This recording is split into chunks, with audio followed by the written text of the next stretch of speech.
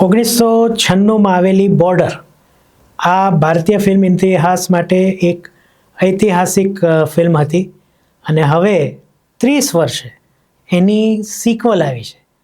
તો જાણીએ આ રિવ્યૂમાં કે બોર્ડર 2 કેવી છે. નમસ્તે મિત્રો, હું છું સિદ્ધાર્થ છાયા.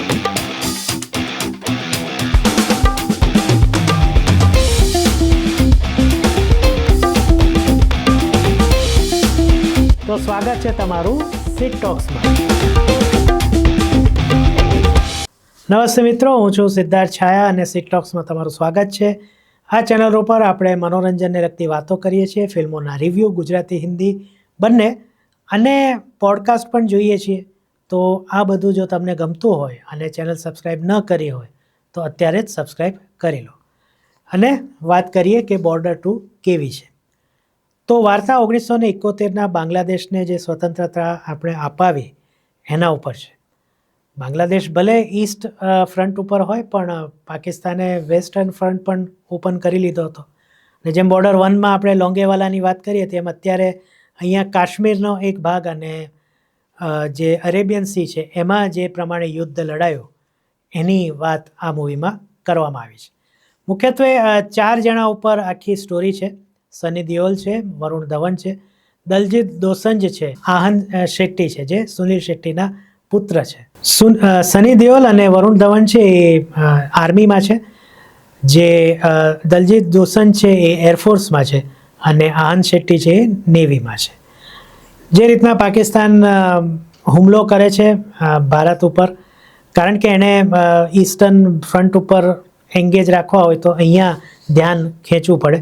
અને પછી કેવી રીતના આપણા બહાદુર સૈનિકો, આર્મીમેન અને એરફોર્સવાળા અને નેવી કેવી રીતના એમનો વીરતાથી સામનો કરે છે અને છેવટે પાકિસ્તાનને કેવી રીતના હાર સહન કરવી પડે છે એ આખી વાર્તા છે.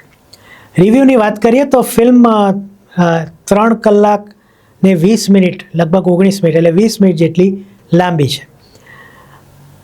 ફિલ્મમાં દ્રશ્યો 1 બાય 1 આવતા જાય છે અને વોર ફિલ્મ હોવાથી આપણે ત્યાં એવો રિવાજ વધુ છે કે આપણે થોડું ઇમોશન્સ પણ, થોડું નહીં, લગભગ જો 100% ગણીએ તો 70-80% ઇમોશન્સ નાખીએ અને વોરની વાત તો 20%ની જ હોય.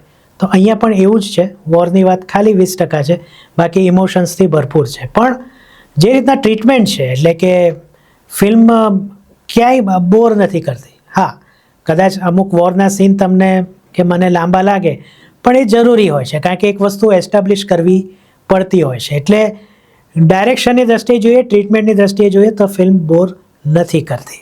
સ્ક્રીન પ્લે લખ્યો છે સુમિત અરોરા અને અનુરાગ સિંહ, જે ફિલ્મના ડાયરેક્ટર પર છે. સ્ક્રીન પ્લે મેં કીધું પ્રમાણે એક પછી એક દ્રશ્યો આવતા જાય છે. કોઈ દ્રશ્ય બહુ લાંબુ ચાલ્યું કે એ આપણને એમ થાય કે બસ હવે આ બહુ થઈ ગયું, એવું નથી હોતું. અને જ્યારે વોરની પણ વાત આવે છે ને ત્યારે 1 બાય 1 વાર્તા કરે છે. એટલે જે આ 4 કેરેક્ટરની વાત કરીને શરૂઆતમાં જ્યારે એમની ટ્રેનિંગની વાત હોય છે ત્યારે ભેગા હોય છે, પણ બાકી 1 બાય 1 દરેકની વાત થાય છે. વોરમાં પણ એ રીતના થાય છે, એટલે આપણે એન્ગેજિંગ રહી શકે છે. જેપી દત્તા અને નિધિ દત્તાની વાર્તા છે જે ઓરિજિનલ ઘટના ઉપર આધારિત છે, પણ આમાં ફિક્શન અને ડ્રામેટાઇઝેશન ભરીને નાખવામાં આવ્યું છે, જેના વિશે આપણે વાત કરીએ છીએ. એને કારણે ફિલ્મમાં રસ જળવાઈ રહે છે અને અમુક દ્રશ્યોમાં તો ખૂબ મજા આવે છે.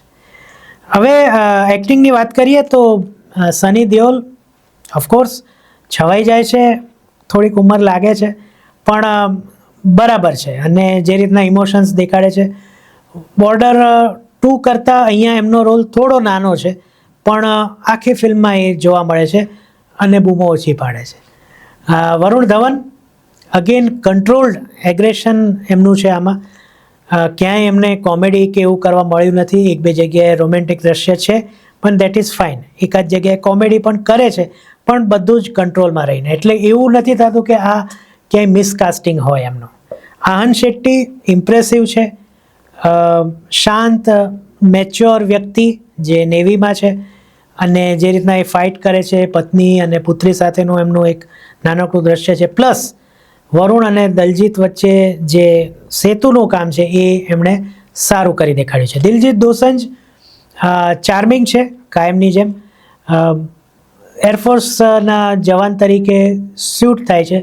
બાળકો એક ખાસ દ્રશ્ય એમાં એમનો જે એક કનેક્શન દેખાડવામાં આવ્યું છે એ ગમી જાય એવું છે. બાકી ઓવરઓલ એમનું કામ સારું છે. હવે આપણે જો સપોર્ટિંગ કાસ્ટ કહીએ તો હ્યુજ કાસ્ટ છે, એટલે એની તો બહુ આપણે વાત નહીં કરીએ. પણ જે મેઇન છે, જે આ બધાની પત્નીઓ બને છે, એમાં વાત કરીએ તો મેધા રાણા જે વરુણના વાઇફનો રોલ કરે છે, સોનમ બાજવા દિલજીતના, અને આન્યા સિંહ એ આહન શેટ્ટીના વાઇફનો રોલ કરે છે. પોતપોતાની રીતના સરસ છે, બહુ કંઈ ખાસ કરવાનું આવ્યું નથી. પણ મોના સિંહ સની દેઓલના વાઇફ તરીકે બહુ જામે છે અને ખૂબ મહેનત કરી હોય એવું દેખાય છે. સની દેઓલ કરતાં ઉંમરમાં ઘણા નાના છે, પણ એમના પત્ની તરીકે અને ઇમોશન્સમાં એ ખૂબ સરસ મેદાન મારી જાય છે. સની દેઓલ સાથે ટક્કર પણ સારી લે છે. ગીતો જૂના ગીતો પણ રિપીટ થયા છે. એ જાતે હુએ લમ્હોનો ઉપયોગ બહુ સારો થયો છે. નવી રીતના સંદેશે આતે હૈ છે એ બહુ જ સરસ છે. ભલે રિક્રિએટ કર્યું હોય પણ મજા આવે છે. અને છેલ્લે જ્યારે ટાઇટલ્સ આવે છે ત્યારે ધરતી કે લાલ કેવું કંઈક નામ છે, મિટ્ટી કે લાલ, એ ગીત ખૂબ જામે છે. એટલે જે રીતના ફિલ્મ પતે છે એની સાથે એ ખૂબ સારી રીતના શૂટ થઈ જાય છે. સંગીત મેં કીધું એ પ્રમાણે આ રીતનું ગીતો સારા છે તો સંગીત પણ સારા હોવાના. બેકગ્રાઉન્ડ મ્યુઝિક બહુ સારું છે. હા, એક ગીત જે છે જ્યારે એ લોકોનું કમિશન થાય છે આ આર્મીવાળાનું ત્રણેયનું, ત્યારે જે એક પાર્ટીમાં ગીત ગાય છે એ સરસ છે, એ ફૂટ ટેપિંગ સોંગ છે. બાકી બીજીએમ ઘણું સારું છે. એડિટિંગ ક્યાંક ક્યાંક ઝોલ ખાય છે, એટલે કે એક બે જગ્યાએ દ્રશ્યો નાના હોત, પછી ઇમોશનલ હોય કે વોરના, તો વાંધો ના આવત ફિલ્મને, પણ તેમ છતાં લંબાવવામાં આવ્યું છે. બાકી ક્રિસ્પ છે, જેમ આગળ શરૂઆતમાં કીધું એ પ્રમાણે 1 by 1 દ્રશ્યો આવતા જાય છે, એને કારણે ફિલ્મ આટલી લાંબી હોવા છતાં બોર નથી લાગતી. પણ ફિલ્મનું એક નબળું પાસું છે, અને સૌથી નબળું પાસું છે જે કદાચ આ ફિલ્મને હજી એક લેવલ ઉપર લઈ ગયો હતો, અને એ છે VFX. જ્યારે એનું ટ્રેલર જોયું ત્યારે જ એવું લાગી ગયું હતું કે બોસ આમાં કંઈક લોચા છે. અને એવું જ લાગે છે કે જ્યારે વિસ્ફોટ થતા હોય એ બધા દ્રશ્યો જે છે, ઉપરાંત જે નેવીના દ્રશ્યો છે સમુદ્રના, એ તો બહુ ફેક લાગે છે. અને રીતસર તમને લાગે કે આ કંઈક ખોટું થઈ રહ્યું છે આમાં. એટલે VFX જો બહુ જ સરસ હોત, ઉચ્ચ કક્ષાના હોત, તો ફિલ્મ હજી એક સ્ટેપ આગળ વધત. મેન ઓફ ધ મેચની વાત કરીએ તો ઓફકોર્સ સની દેઓલ, એમાં કોઈ શંકાને સ્થાન નથી.